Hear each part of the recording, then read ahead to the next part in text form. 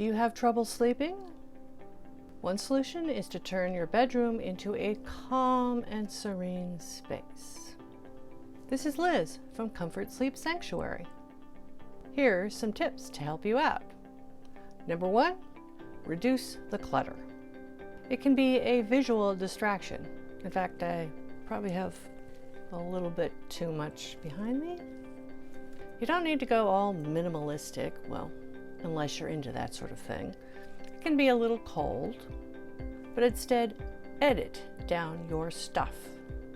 Especially get rid of anything work-related. If due to space constraints, your work from home setup is in the bedroom, we understand. Just use a screen or maybe a curtain to hide it all away at the end of the day. As you edit, keep things that have a positive association, such as pictures of friends, family, places you've been, places you'd like to go. Choose art and keepsakes that evoke calm. I have a large photo of a quiet landscape right behind me. I think it was taken somewhere in the Greek Isles, if I'm not mistaken. I wouldn't mind going there right now.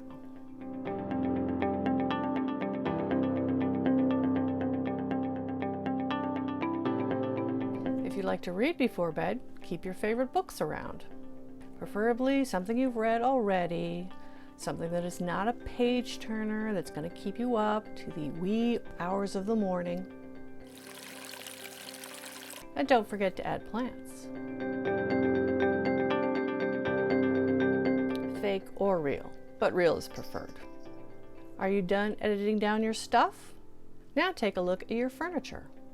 Is there too much furniture in your bedroom? And maybe that furniture is heavy looking. Big, thick, solid wood furniture. Removing one big chest of drawers may be all it takes to lighten your room. Don't forget your curtains. Sleep experts tell us to sleep in pitch blackness, so the curtains on your windows should be of the blackout variety. These curtains have an extra layer of material that blocks out the light, and they're very easy to find. I'm claustrophobic, so I sleep with my curtains open. So either way, keep in mind curtains aren't just for windows. You can hang them anywhere as a decoration. You can create a fake window by hanging a matching set of curtains along a wall to mirror your real window.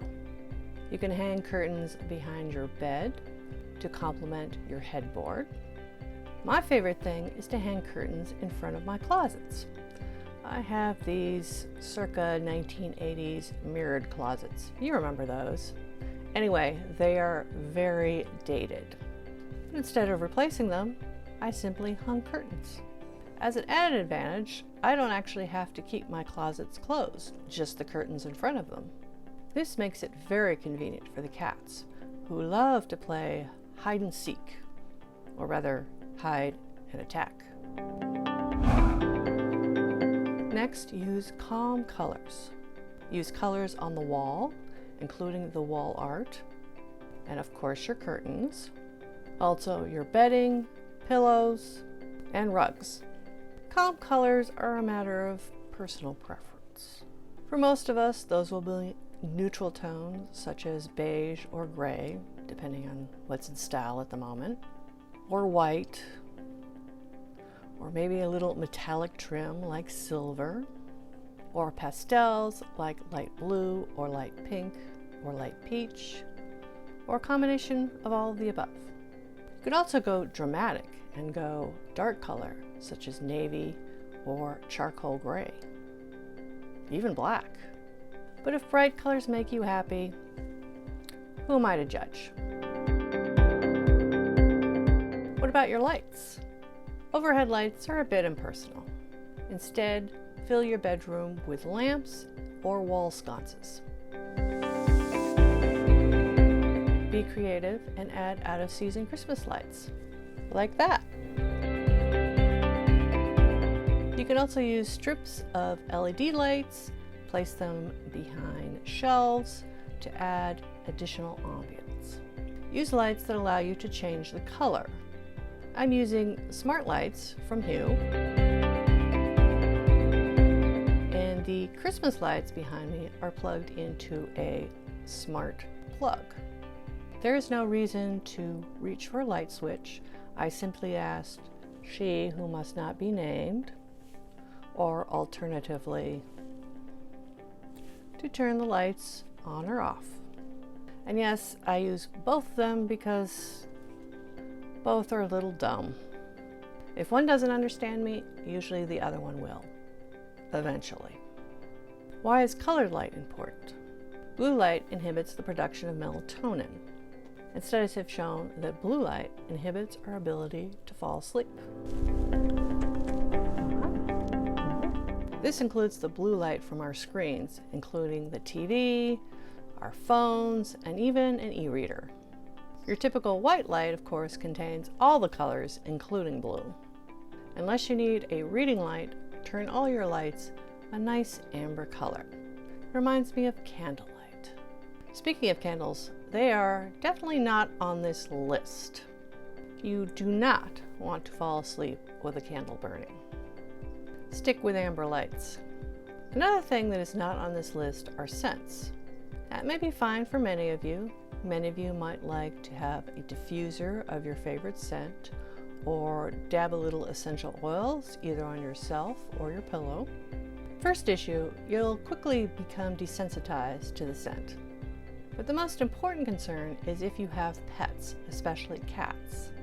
Many essential oils that are harmless to humans can be actually very toxic to animals, both cats and dogs. They simply don't have the same liver enzymes that we have to break down those chemical compounds. The ASPCA has a very long list of toxic and non-toxic plants. And of course, most essential oils come from plants. However, I simply choose to avoid all essential oils just to be safe. Back to the list. This one should be obvious, but how comfortable is your bed? When's the last time you replaced your mattress? If it's over 10 years old, does it still support you? Or are you waking up with neck and back problems? It might be time to go shopping.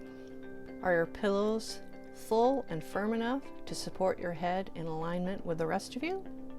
If your pillow is flat, assuming it's washable, try throwing it in the washer and dryer. That should fluff it up. If that doesn't work, yeah, you're going shopping. On this channel are many videos talking about specific sheet sets, comforters, quilts, weighted blankets, and of course, comfort is my #1 criteria. I'll leave a few links in the description below. Do you sleep best in complete silence, or do you need a little white noise? I built a pond right outside my bedroom window. It has a waterfall going 24/7. The aforementioned or can play either sleep sounds or quiet sleep music. I was going to demonstrate, but then I remembered that sleep music is copyrighted and big no-no on YouTube, so you'll just have to trust me on that.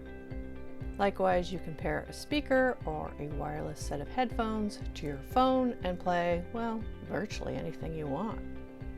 Look for a link to that video also in the description below.